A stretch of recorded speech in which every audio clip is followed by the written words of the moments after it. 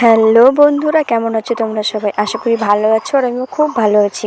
তো ভিডিওটা ছিল গত পরশু দিনের, আর গত পরশু দিন কী ছিল সেটা তোমরা সবাই আশা করি জানো। গত পরশু দিন ছিল বারুণী স্নানের যোগ। তো সেই মতো বারুণী স্নান যাওয়ার জন্য তাড়াতাড়ি রেডি হয়ে গেলাম। রেডি হয়ে টোটো ধরার জন্য চলে আসলাম রাস্তায়। আমরা যাচ্ছিলাম প্রায় 6 জন, বাড়ির আশেপাশে দিয়ে 6 জন। আর আমরা এই স্নানটা করতে যাচ্ছিলাম আমাদের এখানে নয়াবাজারে পুনর্ভবা নদীর ঘাটে। শুনেছি ওখানে নাকি প্রায় তাও জল থাকে, আর এখানে কাছাকাছি আরেক জায়গায় হয় গঙ্গারামপুর শিববাড়িতে। তো সেখানে নাকি জল বেশি নেই, মেলা অনেক বড় লাগে কিন্তু জল অত নেই। তো আমরা ভাবলাম নয়াবাজারেই যাই, জল যেখানে বেশি সেখানে চান করে শান্তি হবে। আর আমাদের বাড়ি থেকে বেশি দূরও না, মাত্র 10 টাকা ভাড়া নিয়েছিল। তো এই দেখো চলে এসেছি মেলায়। মেলা এখনও সেরকম লাগেনি, মানে ফাঁকা ফাঁকাই আছে, দিনের বেলা তো, রাত্রেবেলা বেশি লাগবে। তারপরে এগিয়ে গেলাম সামনের দিকে। এইবার দিয়ে আমার 2বার হবে বারুণী স্নান করতে যাওয়া, বেশ ভালোই লাগে। এরপর এখানে দেখো একটা বিশাল বড় শিব মন্দির। তো যারা যারা স্নান করছে, স্নান করে উঠে এসে এখানে বাবার মাথায় জল ঢেলে তারপরে বাড়ি যাচ্ছে। প্রচুর ভিড় হয়েছিল, তোমরা দেখলে বুঝতেই পারবে। আর এই জায়গাটায়, যে জায়গাটা আমরা এসেছি, এই জায়গাটায় তাও একটু জল আছে, চারিদিকে অত জল নেই, শুকনো শুকনোই ছিল।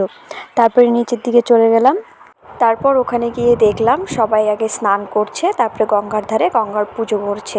সেই মতো আমরাও রেডি হয়ে গেলাম, গঙ্গাকে পুজো করব। তার জন্য একটা পাতাতে আবির, ফুল, দুব্বা সব দিয়ে রেডি করছিল ওইদিকে। এরপর মোবাইলটা রেখে চান করতে চলে গেছিলাম। চান করতে যাওয়ার সময় তো মোবাইল নিয়ে যেতে পারবো না, মোবাইলটা ব্যাগেই রেখেছিলাম।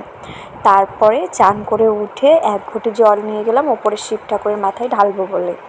জায়গাটা খুব সুন্দরই ছিল, মানে নদীর ঘাটের উপরেই শিবের মন্দির, খুব ভালো লাগছিল জায়গাটা। আর তারপরেই ভোলা বাবার এইরকম একটা মূর্তি, এরকম একটা রূপ, জাস্ট অসাধারণ। ঠাকুরটা এত সুন্দর লাগছিল দেখতে। এরপরে সবাই এক এক করে বাবার মাথায় জল ঢালা হলো। এখানে সব কিছুই ভালো লেগেছিল, কিন্তু একটা জিনিস আমার খুব খারাপ লাগলো, যে এখানকার কমিটির লোক জানতো যে এই দিনে এখানে প্রচুর লোক স্নান করতে আসবে। তো স্নান করার পরে তারা যে চেঞ্জ করবে সেটার একটা ঘরের ব্যবস্থা করা উচিত ছিল, যে কারণে আমরা খুব সমস্যার মধ্যে পড়েছিলাম। তো পাশের একটা বাড়িতে গিয়ে আমি চেঞ্জ করে এসেছিলাম। তারপরে দেখো বাবাকে একটু প্রণাম করবো, খুব ইচ্ছে ছিল, তাই একটু প্রণাম করে নিলাম। তারপরে আবার নিচে চলে গেলাম। ওখানে আবার গঙ্গার ঘাটে গীতা পাঠ হচ্ছিল, যেহেতু বারুণী স্নান করে উঠে গীতা পাঠ শুনতে হয়। তো একটা দিদি গীতা পাঠ করছিল, তো আমি সেটাই শুনছিলাম বসে বসে। এরপরে আমরা ওপরের দিকে চলে যাব, গিয়ে একটু কিছু খাওয়া দাওয়া করব। যেহেতু আমরা সকাল থেকেই না খেয়েই গেছিলাম, না খেয়েই বারুণী স্নান করতে হয়, আর স্নান করে উঠে গীতা পাঠ শুনতে শুনতে আমাদের প্রায় বেলা 2টো বেজে গেছিলো। তো মেলায় গিয়ে মেলার সবথেকে প্রধান খাবার হচ্ছে জিলাপি। জিলাপি নিয়ে নিল, আর একটা দিদা দই নিয়ে নিয়েছিল, আর বাড়ি থেকে আমরা মুড়ি নিয়ে গেছিলাম। তো দই, মুড়ি, জিলাপি দিয়ে আমাদের খাওয়া দাওয়াটা বেশ ভালোই হলো।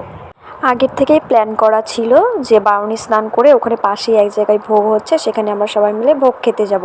তো স্নান করে উঠে কিছু খাওয়া দাওয়া করে আমরা সেখানেই চলে যাচ্ছি। ওই দেখো প্যান্ডেলটা দেখতে পাচ্ছ, এখানে হচ্ছে ভোগ হয়েছে। তো এবারে খাওয়া দাওয়া চলছে, প্রচুর লোক খাওয়া দাওয়া করছে, প্রায় হাজার হাজার লোক। আমরা যখন খাওয়া দাওয়া করে উঠলাম তখন বাজে 4টে। তো এবারে বাড়ি ফেরার পালা। টোটোতে উঠে সবাই মিলে গল্প করতে করতে বাড়িতেও চলে আসলাম আমরা। তো সব মিলিয়ে বারুণী স্নানের দিনটা খুব ভালো কেটেছে। আর তোমরা কারা কারা বারুণী স্নান করতে গিয়েছিলে অবশ্যই কমেন্টে জানিও।